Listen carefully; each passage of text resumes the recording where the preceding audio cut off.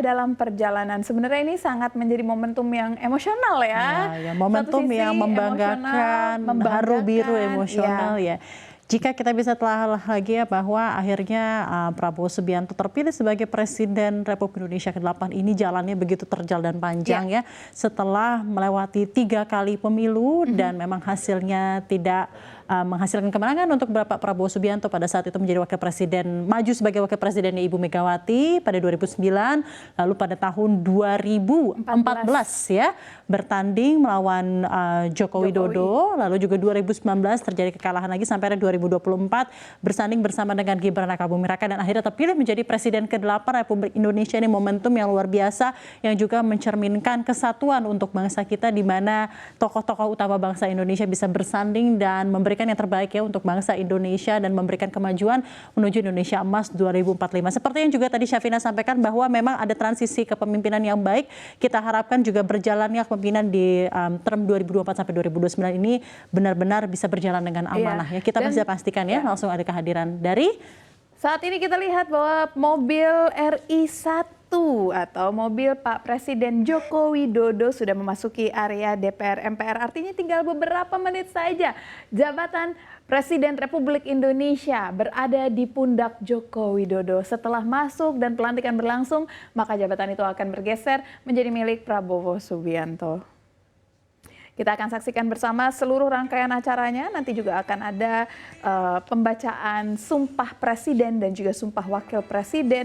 Diikuti juga dengan adanya pidato Presiden terpilih Prabowo Subianto. Bagaimana dia akan menjalankan program-program kepemerintahannya nanti selama 5 tahun ke depan. Berikut juga kita akan meng-highlight bagaimana program-program keekonomian yang juga akan dimajukan dan dijalankan pada periode pemerintahan Prabowo Subianto. Kita juga bisa melihat ya bahwa sebenarnya ada capaian-capaian tertentu yang memang sangat cukup agresif ya dalam hal ini. Kita ketahui beberapa kuartal belakangan memang terjadi pertumbuhan ekonomi GDP yang mencapai 5%. Dan itu menjadi capaian yang luar biasa di tengah gejolak ekonomi global yang tidak menentu. Namun di kepemimpinan Prabowo ini ada target yang luar biasa tinggi, yaitu di 8%. Dan tentunya dengan kabinet yang juga semakin besar, ya secara kuantitas kita harapkan kualitasnya juga bisa terjaga ya. Karena memang ini capaian target yang tidak main-main. 8% di tengah gejolak global yang juga sedang kita ketahui masih begitu volatil. 8% berarti tax ratio harus dinaikkan ya.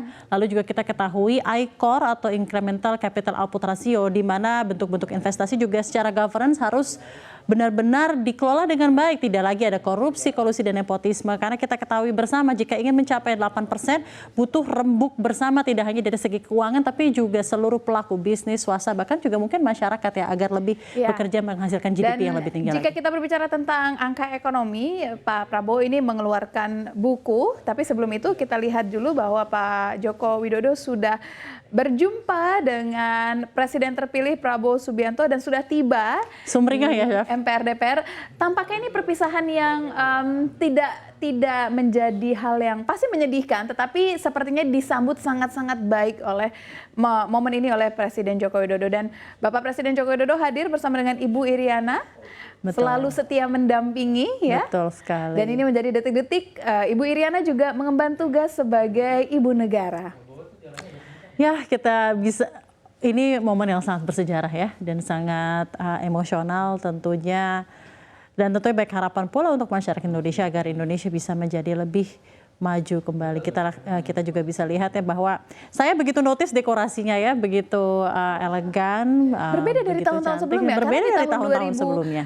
2019 semua berjalan seperti MPR DPR pada umumnya saja. Ya. Tapi ini sepertinya dari segi estetika juga diperhatikan gitu ya. Kita ketahui seperti yang mungkin sudah tadi saya sampaikan bahwa memang dekorasi dan konsep desain dari acara pelantikan Presiden hari ini semuanya dilakukan oleh Mas Didit Hedi Prasetyo, yaitu putra sematawayang. Nah, kita bisa saksikan juga ada Mas Gibran Rakabuming Raka dan Mbak Selvi, lalu juga ada Ketua MPR Republik Indonesia Bapak Ahmad Mujib.